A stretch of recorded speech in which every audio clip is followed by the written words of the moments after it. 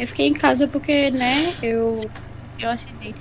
Eu não tinha pretensão de sair. Aí ontem eu fui montar a árvore e comer. Então, Aham. Mas tá bem? Você tá bem? tô bem, eu não quebrei nada, só tô morrendo de dor. Porque a dor do acidente e a dor da cólica. Vixe, Maria. Mas que bom que você tá bem, graças a Deus.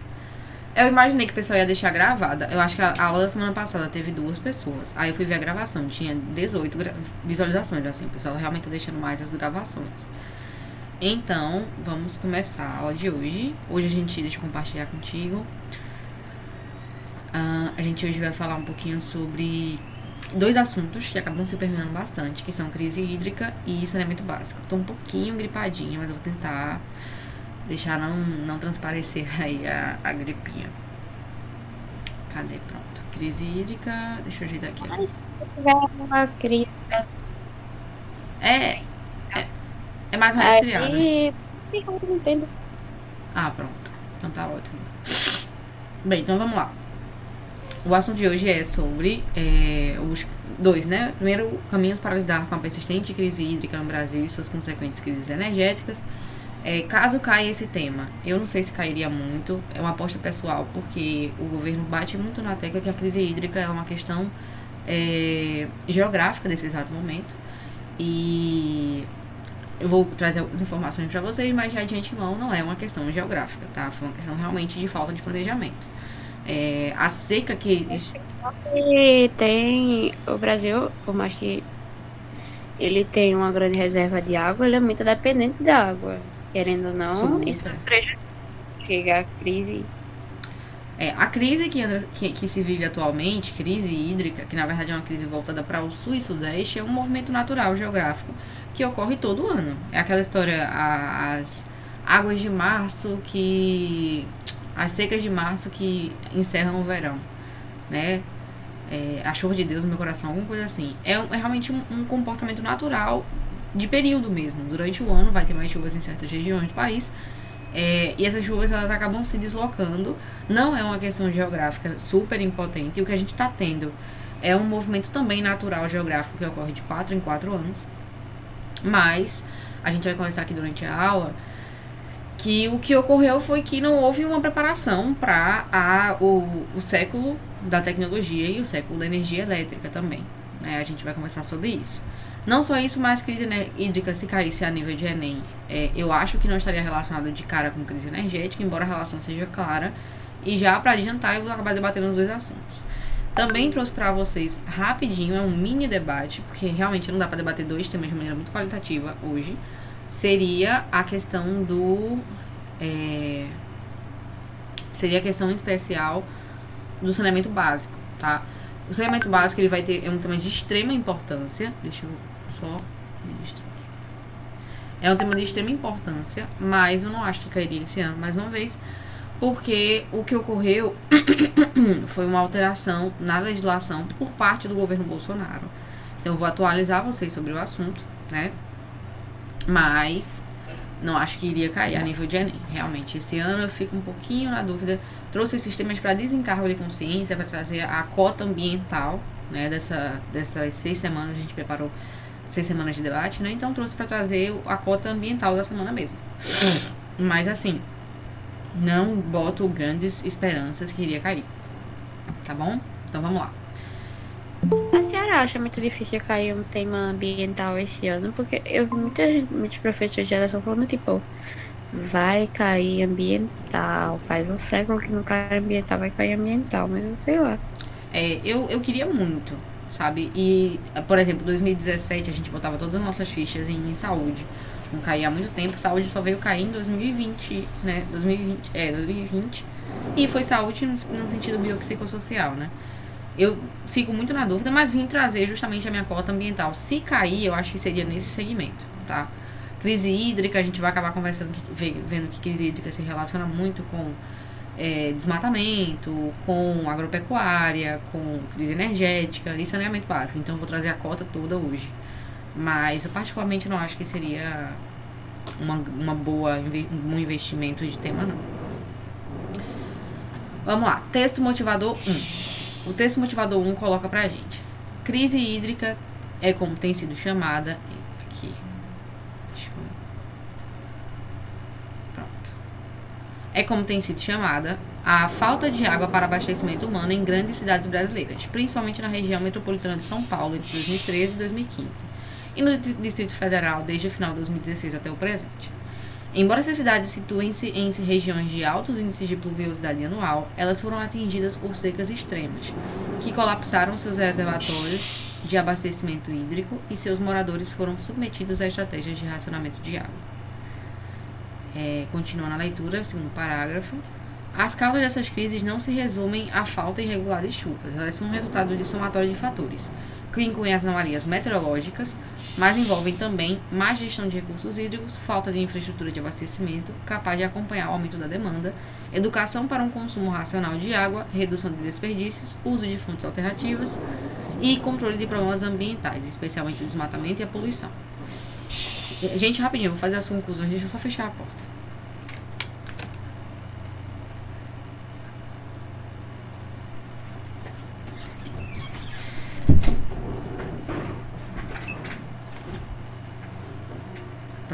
Eu não sei se vocês ouviram, mas me falaram, me prometeram que hoje feriado não ia ter obra. Eu já tô sentindo um barulhinho de obra ali. Mas vamos seguir. Gente, então esse primeiro texto motivador ele vai falar sobre um momento que, se vocês puxarem na memória, vocês vão lembrar, tá? Em 2015 teve um grande racionamento em São Paulo. E esse grande racionamento, eu fui conversar com alguns amigos que moravam na época em São Paulo. Tava naquela época de web conversas, web amigos, né? Jogando LOL. E esses amigos falaram que a grande falta era porque faltava 2 dias de água na casa deles. Gente, isso aqui pra gente é natural, tá? Olinda é água a cada 6 em 6 dias. E olha que é uma região litorânea. Paulista é água a cada 7 em 7 dias. Rio Doce é água a cada...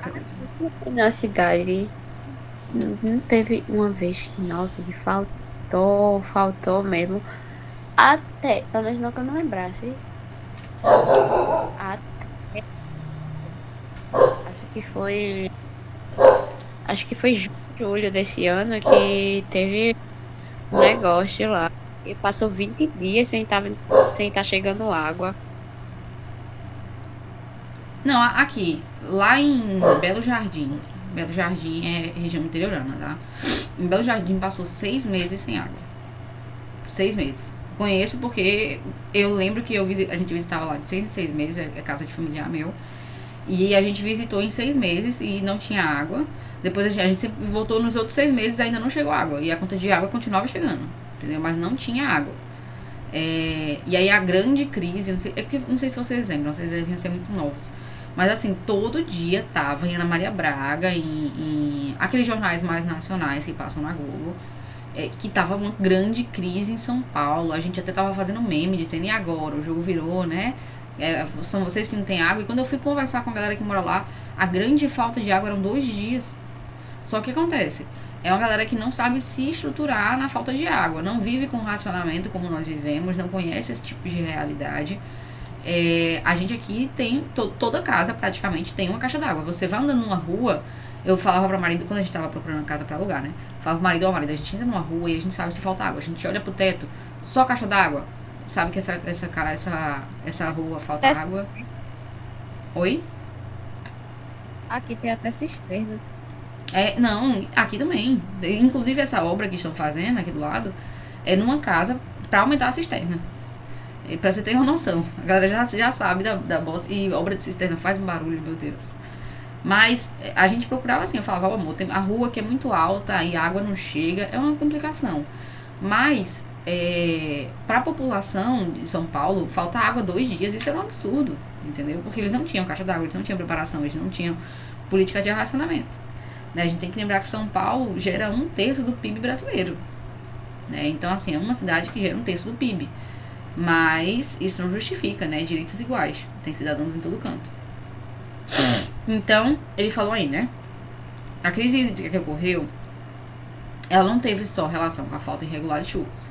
Ela teve relação com má gestão de recursos hídricos. Não sei se vocês sabem, mas pelo menos a Compesa, ela consegue descartar 40% da água só no percurso de entregar água para a pessoa, tá? Então a gente paga 100%, mas só recebe 60% da água que a gente consome, né? Essa água se perde durante o percurso da Compesa. Várias obras, uma canulação antiga, né, inadequada, redução dos desperdícios tanto a nível estadual quanto a nível federal. A gente também vai ter essa questão que ele coloca aí, uso de fontes alternativas aos reservatórios. Gente, lá nos Estados Unidos, lá no Japão, é muito convencional existir duas canulações. Uma canulação para que não há necessidade de água potável, tipo lavar carro. Você não precisa de água potável para lavar um carro. Você pode pegar água do mar para lavar o carro. Você não precisa de água potável para dar descarga no banheiro. Você pode pegar água do mar, rapidamente tratada, uma coisa bem simples, e usar para dar descarga no banheiro. Existem recursos alternativos para os reservatórios. Você não precisa ter só água potável na sua torneira, não precisa ter só uma torneira. Mas não há esse cuidado, não há esse trato, né? Um costume aqui muito comum, botar água para derreter carne, né? Porque a pessoa vai fazer carne. Aí enche uma panela gigante, ou então um balde gigante, coloca a carne lá, mas aí passa um tempão e aquela água 100% potável e desnecessária, sabe? Você vai perder aquela água. Então, há um pouco mais de necessidade de educação a nível individual, a nível estadual, e há uma necessidade do Estado de conhecer um pouquinho mais sobre as demandas da sua população. Né? E já começa aí a gente analisar algumas teses, alguns fatores relacionados. O texto motivador 2 ele vai falar um pouquinho mais sobre crise hídrica, tá? Vou fazer a leitura com vocês. Então, bora lá. Em 2021, o Brasil está à beira de uma nova crise energética, ou seja, há uma sobrecarga no sistema elétrico do país que pode levar à falta de fornecimento de energia, já que a demanda está maior do que a oferta.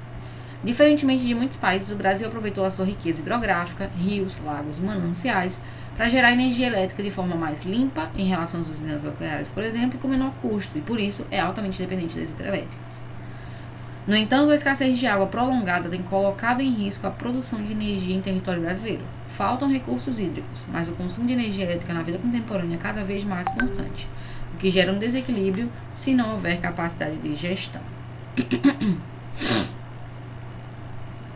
Continuando, de acordo com Axé Silva, professor de Geografia e Dinâmicas Sociais de Atualidades do curso pré-vestibular Oficina do Estudante, a natureza não é a única culpada pela crise hídrica e energética no país. Faltou planejamento para se antecipar a eventuais problemas que estão por vir, afirma o professor. Por exemplo, as campanhas de conscientização sobre o uso racional de água são implantadas em caráter de urgência, porém, se elas fossem estabelecidas há 5 ou 10 anos atrás, gerariam um círculo virtuoso relacionado à educação ambiental, uma economia mensal para os habitantes da cidade e o maior acúmulo de água nos reservatórios. Um outro fator que pode ter impactado também no uso energético excessivo foi a extinção do horário de verão, em 2019, por parte do governo federal. Sem o maior aproveitamento da luz no horário de pico, com o adiamento dos relógios, existe sobrecarga no sistema pela alta demanda das 18 às 21 horas. Em 2001, o país enfrentou sua maior crise energética, resultando em apagões nacionais. O receio é que a situação se repita, mesmo que em menor escala. Gente, vamos entender agora um texto riquíssimo falando sobre crise elétrica, e eu acho que se relaciona muito com o que a gente está vivendo. Todo mundo está vivendo essa crise elétrica. Tá? Já existe a crise elétrica, se você está pagando muito mais do que anteriormente, do que há 2 anos atrás, a crise elétrica já existe. Tá bom? Então vamos conversar rapidinho. O problema da crise elétrica no Brasil atualmente começa há muito tempo, quando a gente teve a grande sacada, e é uma sacada maravilhosa, tá? Uma das poucas coisas no Brasil que, nossa, que bem pensado, foi a questão da hidrelétrica. O problema é que as hidrelétricas, elas foram instaladas, a hidrelétrica existem diferenças sobre as energias, tá? As energias nucleares, por exemplo, energia solar, vamos falar sobre energia solar. Energia solar é uma energia muito instável, é difícil de ser acumulada, você não consegue acumular, você pega aquela energia e você gasta na hora, tá? A energia hidrelétrica não, é uma energia muito limpa, tá? E ela é fácil de ser acumulada, é fácil de ser transportada, mas, como toda energia, existe um limite até onde você pode transportá-la. Beleza, né? Pronto, seguimos. No Brasil, houve a instalação de hidrelétricas, mas essas hidrelétricas elas foram muito mais concentradas na região sul, sudeste e centro-oeste. O motivo é que o Brasil, diferente de outros países, viu um potencial energético muito forte com as hidrelétricas e começou a vender essa energia para fora, tá? Então, vendeu para a Argentina, vendeu para o Uruguai, vendeu para o Paraguai, né? Foi capaz de vender energia, era um país que lucrava com isso. Até aí tudo bem. Não adianta você botar hidrelétrica, já que sua intenção, além de consumir energia, gastar energia na região Nordeste. Região Nordeste vai vender essa energia para quem? Se não tem um contato, né? Não existe uma fronteira com outro país. Até aí foi, certo? Prosseguimos. E aí, durante mais ou menos o período de 2003, teve esse grande apagão, 2001, na verdade. Teve esse grande apagão, vários apagões. E aí houve a maior instalação de outras fontes para serem ligadas quando isso ocorre, quando ocorrem problemas. Tá? Como energias nucleares, principalmente. Energias de queima de carbono também. Usinas, né? Mas em nenhum momento houve a tentativa de tornar o sistema mais sólido para as mudanças que estavam ocorrendo no século XX, século XXI, tá? No século XXI. No século XXI. A gente hoje, por exemplo, na minha casa, antigamente, não sei se vocês vão lembrar também, a gente pegava a família toda assistindo uma televisão, um ventilador girando para todo mundo e pronto, tava tudo certo. Com o aquecimento global, agora é um ventilador para cada pessoa, tá? Ou ar-condicionado. Com a chegada da globalização da internet, já tem um roteador rodando na casa 100% do tempo. E tal, cada pessoa no seu celular assistindo as suas devidas coisas. Às vezes está com um fone de ouvido Bluetooth e carrega com energia. Então a gente se tornou muito dependente da energia elétrica. Mas não houve a instalação de várias hidrelétricas que se adaptassem a isso. Os outros países começaram a pagar a sua própria energia, começaram a criar usinas nucleares, usinas de carbono, hidrelétricas, para parar de pagar energia para o Brasil. O Brasil parou de ser um grande fornecedor de energia. Mas ainda continuou hidrelétricas concentradas na região sudeste, centro-oeste e norte, porque tem fronteira. Na região nordeste, não. A região nordeste também é uma região rica em água. O Rio São Francisco é para ser aproveitado, por exemplo, como uma grande hidrelétrica. Não é uma região tão rica ambientalmente como o Amazonas, por exemplo. Né? Você não vai ter um grande impacto ambiental como teve no Amazonas, mas colocaram no Amazonas uma hidrelétrica porque a Amazônia faz fronteira com vários países, né, da América do Sul. Agora, vivemos um momento de adequação geográfica, onde a região sul-sudeste realmente está chovendo menos. Região centro-oeste. Esse movimento ocorre naturalmente de 4 em 4 anos. Mas a gente não tem isso na região nordeste, que está chovendo o equivalente. Mas na região nordeste não adianta chover porque não tem hidrelétrica. Estão sacando? Então, o errado já está no planejamento das instalações hidrelétricas, que eram muito mais voltadas para o mercado externo do que para o mercado interno. E ao mesmo tempo, no século XXI, não houve uma tentativa de trazer essas hidrelétricas para o mercado interno, aumentar a quantidade de hidrelétricas, não houve essa tentativa.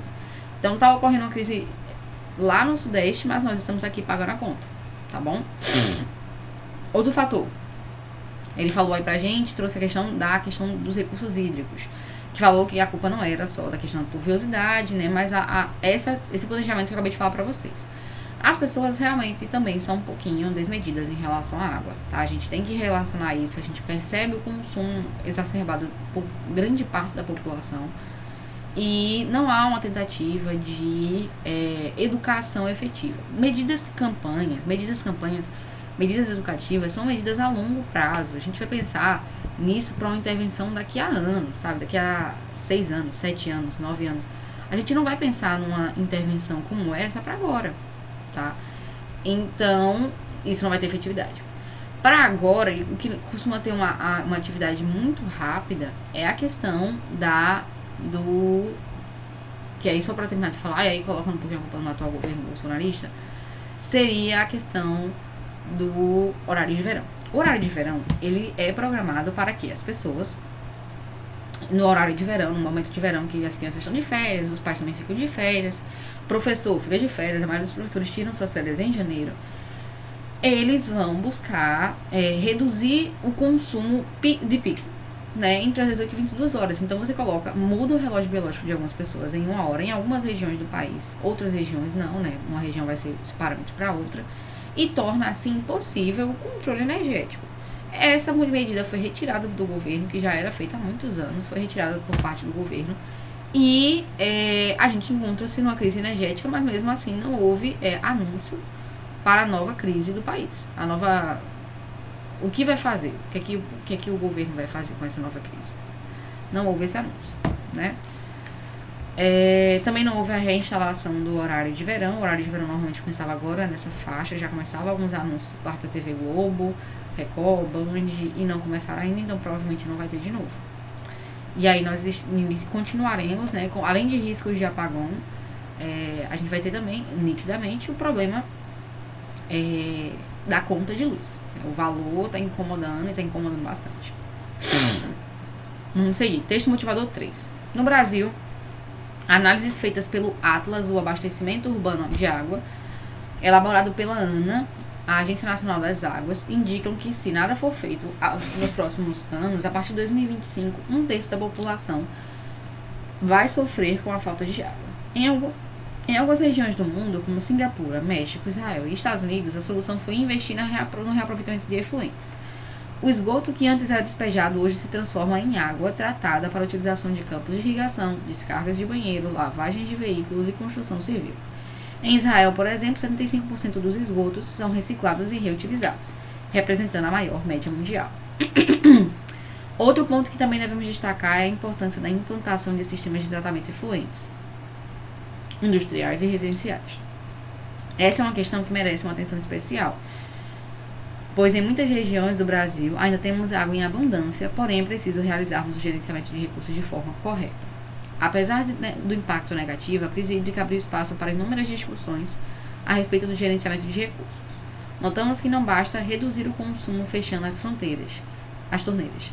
Temos que pensar também em estratégias para evitar que a água limpa seja contaminada por efluentes sem tratamento, além de novas formas de armazenamento e distribuição. O texto coloca pontos-chave, assim, eu gosto muito desse texto porque ele já traz soluções para vocês. Eu acho que, se cair um tema como questão ambiental, a grande sacada é o estudante impressionar na hora das soluções, porque vários países já têm estratégias, já têm hábitos de como intervir com qualidade. Então, começando por aqui. Aqui a gente já vai ter como é que os outros países fazem um tratamento em relação a isso. Ele coloca que não é só sobre pensar em outras estratégias, mas saber como descartar esses resíduos industriais e residenciais para não estragar outras localidades, né, outros locais em abundância de água. E destaca pra gente, né, estratégias de reciclagem e reutilização da própria água, tá? Eu acho interessante também como ele coloca que a gente sabe, já deixando claro para vocês, que o grande gasto de água do Brasil é a agropecuária, tá? Tanto na questão dos campos de irrigação para a parte de agricultura, quanto a pecuária pelo excessivo consumo de água dos animais. E aí a gente já pensa em uma estratégia, né? Uma estratégia que já é utilizada em outros países, mas que países que já enfrentam a questão da falta de água. Será que o Brasil iria se adaptar a isso? Né? Fica essa questão. Texto motivador 4, ele coloca pra gente: não pule na água. E você vê um grande afastamento da Bahia, né? Você vê uma extensão de terra bem preponderante, e a fonte é o que podemos aprender com a crise hídrica lá do ambiente legal, tá? Então a gente vê as alterações nítidas, tá? E não tá tendo um comportamento para intervenção. Bem, gente, terminamos o debate das áreas dos repertórios, dos textos motivadores. Vou falar sobre alguns repertórios rapidinho. De antemão, cair um tema ambiental, você tem que pensar em alguns repertórios literários, tá? A literatura brasileira é muito rica em retratar as grandes riquezas do Brasil, e não só isso, mas as grandes alterações que o país sofreu durante muitos anos, tá? Eu acho interessante essa questão da crise hídrica, porque, mais uma vez, é a história se repetindo de um abandono da região norte e nordeste, tá bom? E aí, trago para vocês uma ótima citação, Vidas Secas, de Graciliano Ramos, que vai retratar o momento de seca que o Brasil viveu, o Nordeste viveu em especial. Foi um momento de seca, sim, relacionado com questões geográficas, históricas, era sim um movimento geográfico importante. Não houve apoio por parte do governo, pelo contrário, repressão. E aí, Vidas Secas, de Graciliano Ramos, numa obra quase jornalística, mostra como é a vida daquela população abandonada pelo seu estado, né? E eu acho que se relaciona muito com a questão da crise hídrica, mostra muito a valorização da água, o impacto da água sobre certas comunidades, o abandono estatal. Eu acho uma obra riquíssima, mas vocês têm várias outras obras de literatura para falar. Eu já comentei isso, acho que na aula do Enem Pop. O quinhetismo, o primeiro movimento literário brasileiro, ele já declara como o Brasil é rico em águas e meio ambiente, e a terra, que tudo que se planta se dá, pelas ricas águas que se tem. Então, assim, a nossa literatura, durante vários momentos, a literatura tenta valorizar a riqueza de um país. E a riqueza do Brasil sempre foi o seu meio ambiente. Então, vocês podem destacar vários momentos literários, tá? Falando sobre alguns repertórios para vocês utilizarem. Dados estatísticos também tem bastante, mas eu queria relembrar para vocês alguns, tá? Primeiramente, a FAO, tá? Que seria em português a Organização das Nações Unidas para a Alimentação e Agricultura, mas podem chamar de FAO, é a sigla em inglês, não precisa de tradução. Siglas em inglês não precisam de tradução, tá? OMS, FAO não precisa. Se quiser chamar a OMS de WHO também, que é o nome original, a WHO, né? Fique à vontade. A agropecuária é responsável por 70% do consumo hídrico no país. Então era aquilo que eu tinha falado. O grande desperdício hídrico no Brasil está na agropecuária, tá? Inclusive teve agora há pouco, não sei se vocês viram, uma reunião muito importante de vários países que decidiram que o grande culpado da crise hídrica do mundo, tá? Do mundo é a carne bovina, tá? Eu não sei se vocês viram isso, eu vou mandar lá no grupo pra gente, da BBC News Brasil. Oi? Eu não tinha visto, não. Eu vou ver se eu mando pra vocês lá. Mas assim, é um estudo riquíssimo. E foi uma questão bem complicada, porque o Bolsonaro já se pronunciou dizendo que isso era um absurdo, não sei o quê. Mas eles fizeram um cálculo lá, mostraram cálculos, utilizaram o Brasil como exemplo, que é um país grande exportador de agropecuária, e colocaram a grande culpa, tanto no efeito estufa, quanto na questão da crise hídrica e desmatamento, na agropecuária. Tá? Em especial na pecuária, tá? Sendo mais específica, de carne bovina e carne de cordeiro. Especialistas, o Brasil é especialista nisso. O INPE também, o Instituto Nacional de Pesquisas Espaciais, ele coloca que a Amazônia perdeu em torno de 87,762 quilômetros quadrados, gente, é muita coisa, quilômetro quadrado, para desmatamento ou queimada nos primeiros apenas 11 meses de 2020, tá? Período pandêmico aí. Cultural tem várias coisas também, tem muita coisa falando de cultural, mas eu queria trazer a citação para vocês que conversa muito com esse dado que eu acabei de falar dessa convenção que teve, vou lembrar o nome da convenção, mas teve uma convenção agora de meio ambiente dos 20 países, e Cowspiracy é a tradução de por que a carne bovina é o grande problema da natureza, tá? Cowspiracy mostra pra gente a criação de animais, não só as consequências para os animais, o tratamento dos animais, o sofrimento animal, mas Cowspiracy também mostra como isso impacta no meio ambiente, no desmatamento e em especial nos excessos de água. Se eu não me engano, esse dado é de Cowspiracy. Eu lembro logo no começo assim, ele fala que a quantidade de alimentos para fazer carne bovina para alimentar 10 pessoas serviria para alimentar 20 mil pessoas. É aquela questão básica lá do ciclo ecológico, né? Nós, como consumidores que se estivermos acima na cadeia, a gente vai precisar de muito mais massa para se alimentar do que se estivéssemos na base. Então, a carne bovina, para alimentar 10 pessoas, a quantidade de soja que vai ser consumida, de água que vai ser consumida, serviria para alimentar 20 mil pessoas, em quantidades energéticas, tá? Aqui local. E aquela história da ecologia básica, da pirâmide ecológica, que vocês sabem que a quantidade de energia se perde, né? Ela vai consumir, ela vai gastar um pouco para o ambiente e só pouco vai ficar acumulado com a vaca. E a gente come a carne da vaca, vai precisar de comer muito mais carne da vaca para chegar naqueles parâmetros energéticos. Então, Cowspiracy é um delineamento perfeito de por que esse uso excessivo de água, qual é a relação disso com o meio ambiente, com o efeito estufa. Cowspiracy tem na Netflix e, se eu não me engano, tem 30 minutos ou 40 minutos. Eu não lembro. Vou até filar aqui pra vocês. Mas, assim, é uma obra pra vocês assistirem no banheiro, tá? E dá pra você colocar muitas questões de ambiente, tá? De culpa, através de Cowspiracy, tá? Cowspiracy é uma obra maravilhosa, gente. Eu sou muito babona. Ela deixa muito claro. Eu vou ver só o tempo aqui pra vocês. Quanto tempo tem a série? Série não, filme, desculpem. Ah, não, tem mais. Nossa, pra mim passou muito rápido. Tem 1h30. Mas dá pra assistir, gente. Dá pra assistir. 1h30. Rápido, feito quem rouba. Dá pra assistir.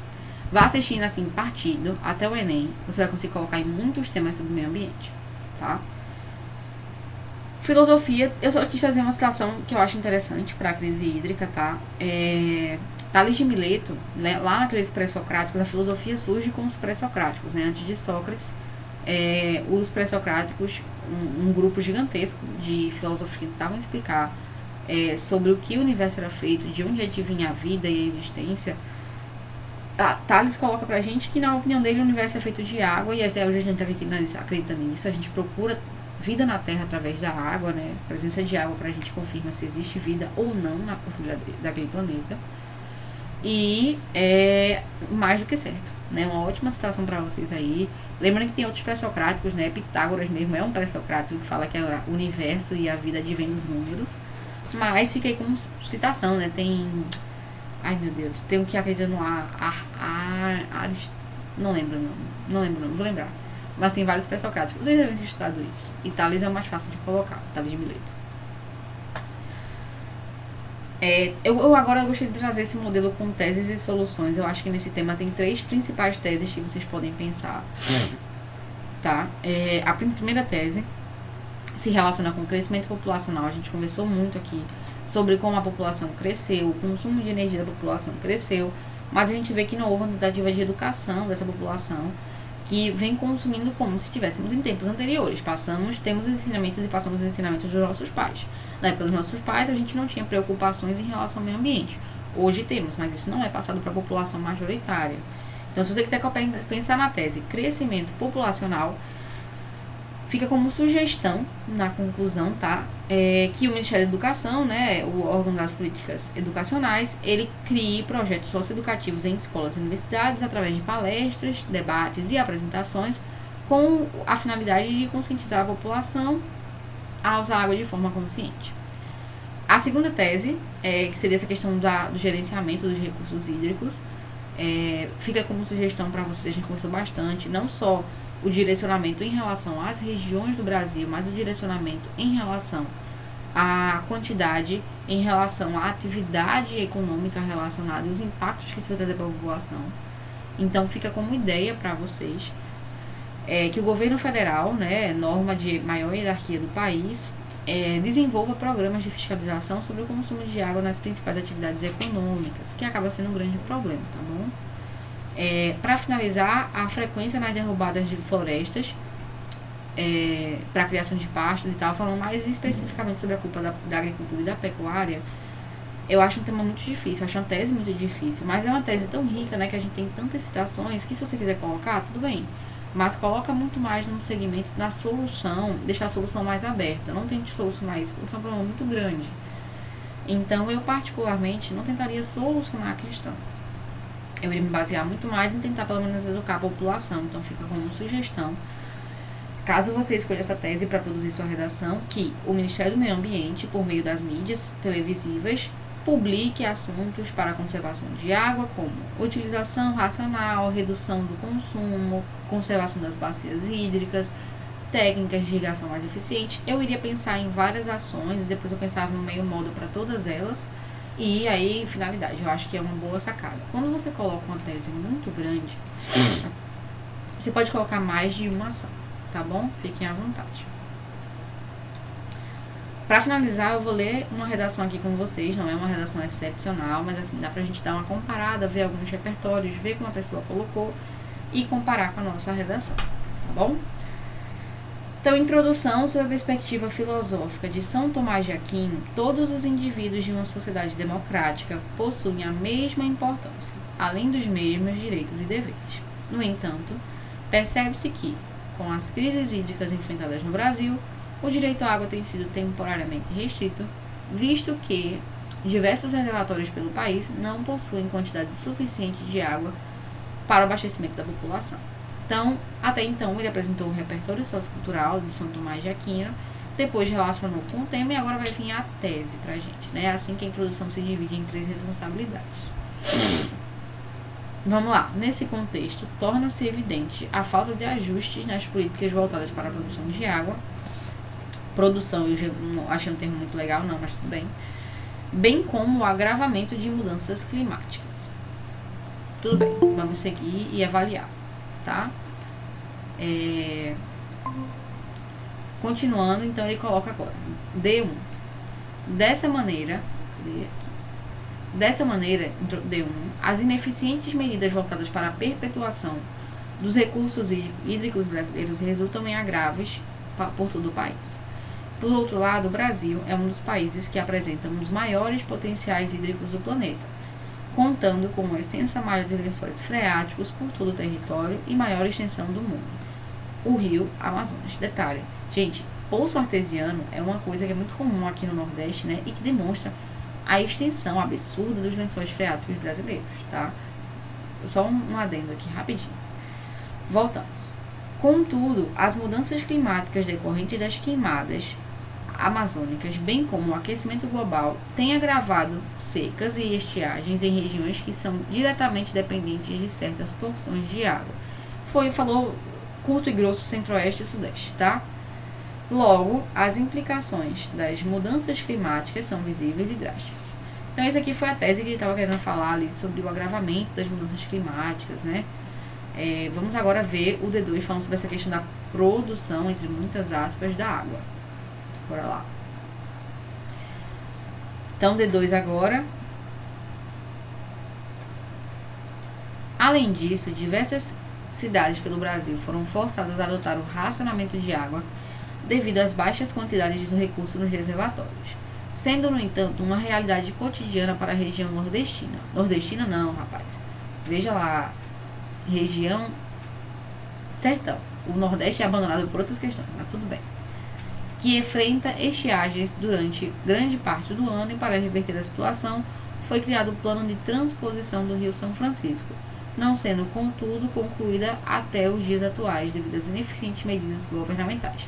Essa redação é um pouquinho mais antiga, né? O Rio São Francisco já está ok, já, embora seja uma obra muito mais voltada para a agricultura, de subsistência e agropecuária, do que de fato, né, com grande intenção de ajudar o nordestino. Detalhe, gente, sempre quis chamar a atenção de vocês para um ponto interessante.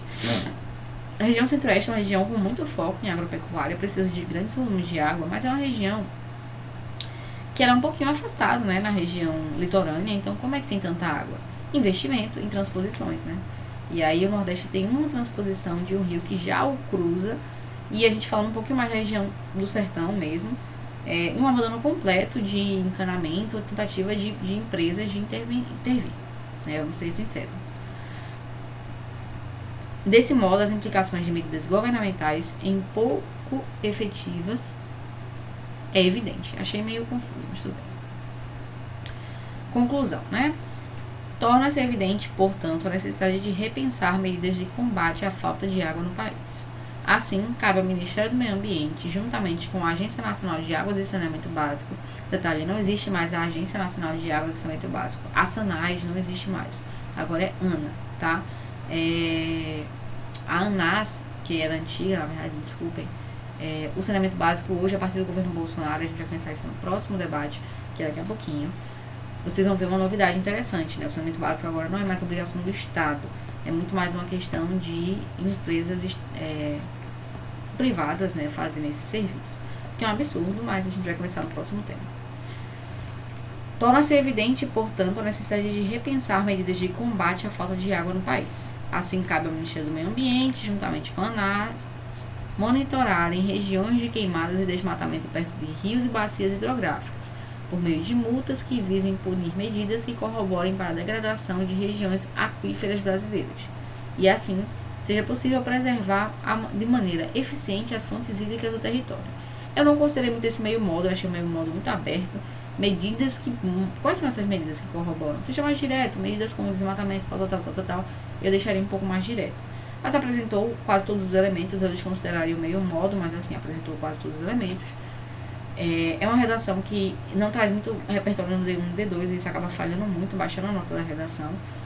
Então, não, já de antemão, gente, para a redação de vocês do Enem, não esqueçam de botar repertório no D1 e no D2, tá? A área de conhecimento no D1 e no D2. Mas é uma redação interessante, consegue tratar os assuntos de maneira séria, tá? E agora, pra gente finalizar, eu vou pro próximo tema, que seria saneamento básico. Deixa eu passar aqui pra vocês. Esse saneamento básico é mais rápido, tá? Até porque o horário já tá cansativo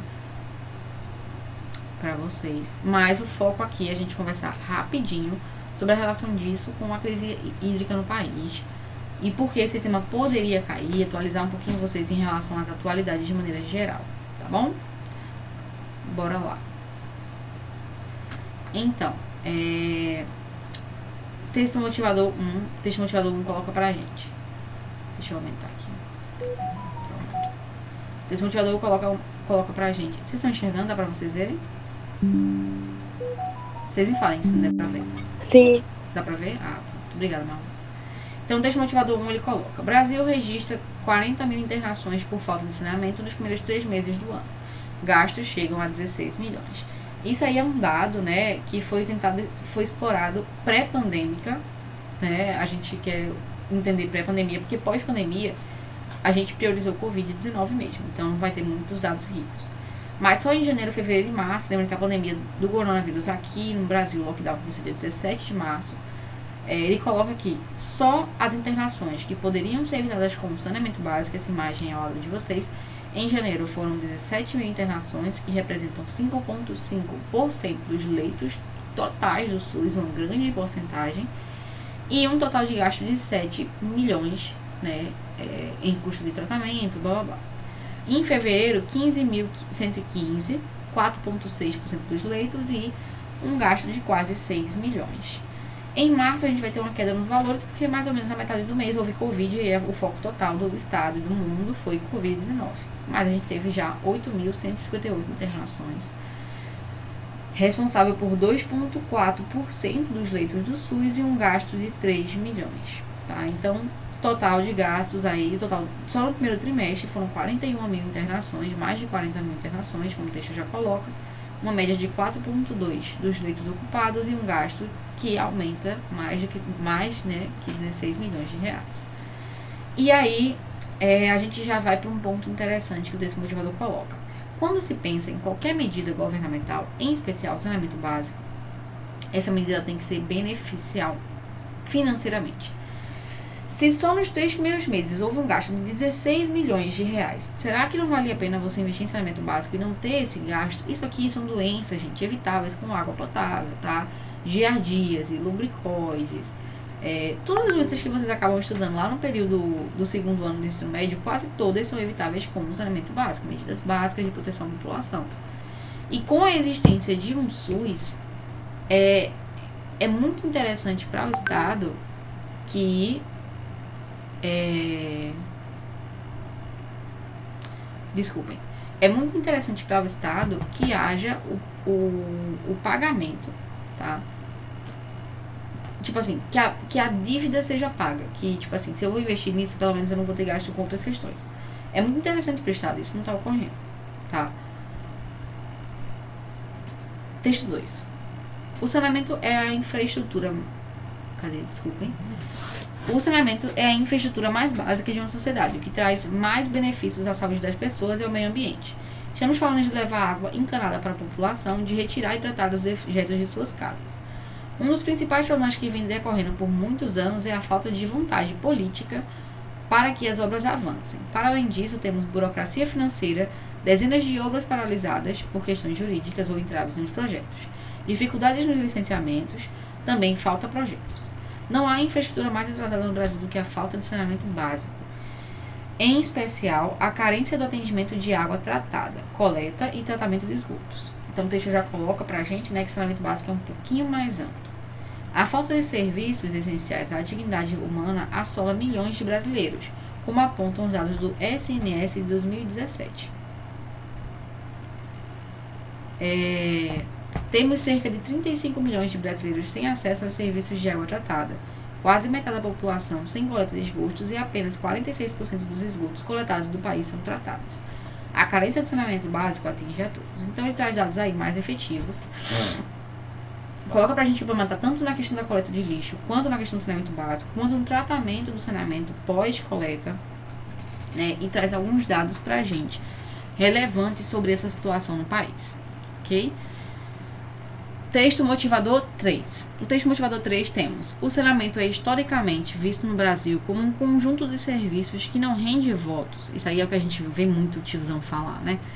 E a apreciação da população. Por esse motivo, muitos governantes ignoram essas obras que são a base da infraestrutura no país. O governo federal atribui a falta de investimentos em obras de saneamento à indisponibilidade dos recursos, como se não houvesse grana, né? Ou como se não se compensasse, não se pagasse. Era isso que eu estava falando para vocês. Mesmo com tantos estudos em obras de saneamento, mesmo com tantos estudos que esses aportes têm retorno e economia o suficiente para que se paguem ao longo do tempo. Isso que eu estava falando. Você não vai gastar tanto com o SUS, então você consegue direcionar isso para outras questões. Você não vai ter leitos que vão gerar gastos, então você consegue pagar a obra aos poucos.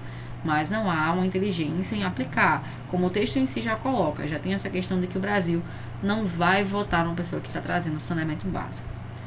Em tese, o governo federal deve financiar o saneamento, já que isso é colocado como um direito constitucional. Então, mais um dado estatístico importante é inserido como um direito constitucional, que vocês vão ver daqui a pouco que houve grandes alterações, tá bom? Texto motivador 4, um texto bem curtinho também, ele coloca o Plano Nacional de Saneamento Básico, Plan SAB, pronto, falei. O Plan SAB, aprovado em 2007, previa para 2033 a universalização dos serviços de água e esgoto. No ritmo atual de investimentos, entretanto, esse prazo... Deixa eu só ligar o carregador aqui, gente, rapidinho.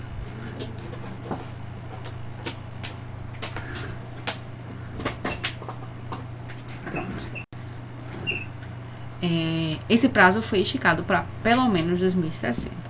De acordo com Ilana Ferreira, especialista em infraestrutura da Confederação Nacional de Indústria, CNI, quanto maior for esse tempo, maiores os gastos evitáveis do país com saúde, já que a falta de saneamento está diretamente ligada à incidência de uma série de doenças, como leptospirose. Leptospirose é uma doença muito arcaica, muito europeia, que mata com muita facilidade, a gente tem aqui facilmente, né? É chocante. Disenteria bacteriana, esquistossomose, febre tifoide, cólera e perdas em produtividade no trabalho, que é a grande questão. Poxa, se eu sou um grande empresário, eu quero investir no Brasil, eu vou investir no Brasil com as pessoas adoecendo de cólera, de disenteria, de comer. As pessoas adoecem porque elas estão comendo. Então, assim, se você tem um investimento mais qualitativo nessas questões, se você não está precisando gastar com isso, claro que o Estado vai investir, sabe?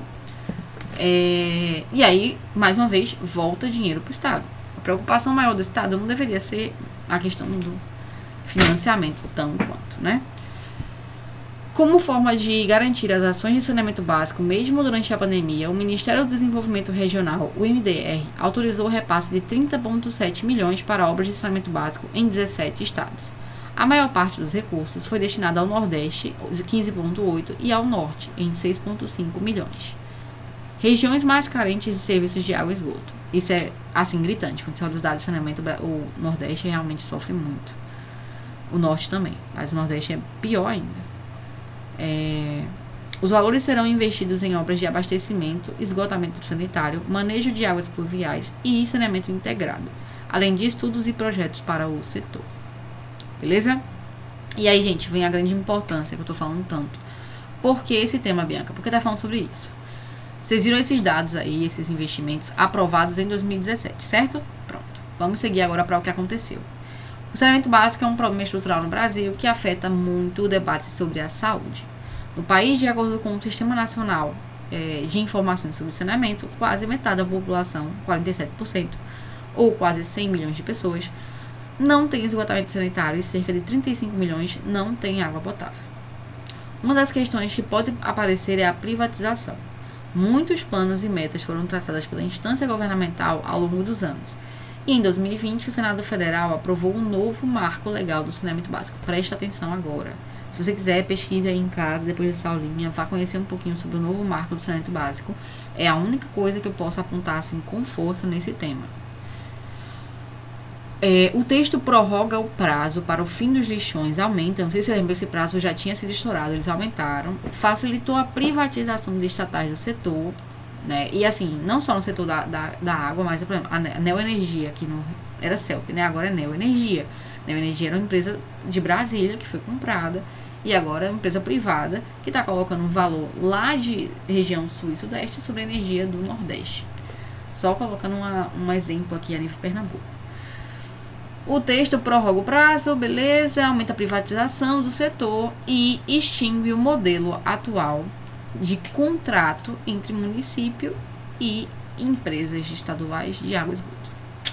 Então, assim, é um ponto relevante.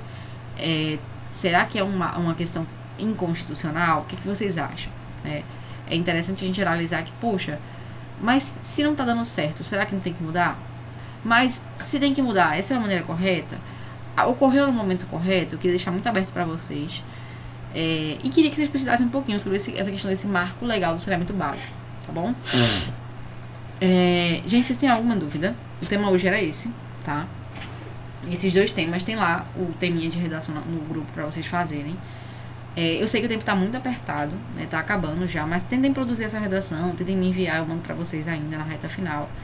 Mas acima de tudo, aproveitem essa reta final agora para descansar um pouquinho a mente, tá? Essa última semana.